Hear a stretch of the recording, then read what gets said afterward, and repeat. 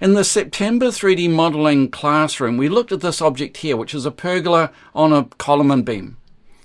Now what we needed was, in plan view, we needed to show that the pergola or the beams were above the viewer. So we needed to change the graphic style. And we used an auto hybrid to do that.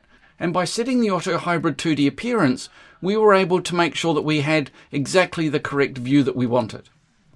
But I also thought that there was another option, and that's to use the structural member tool.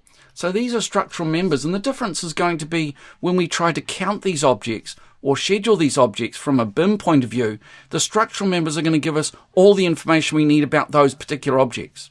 So these are structural members, and they're set up so that they've got a cut plane elevation, and I've set the attributes of those so that when we look at the attributes, we've got a dotted line, we've got a light grey dashed line, thin line, and when we cut through the object, it's got a solid line, it's got a heavier line, and that's going to mean that when we go to a plan view, we see a heavy line for the column cut through, but a light dashed line for everything that's above the cut plane elevation.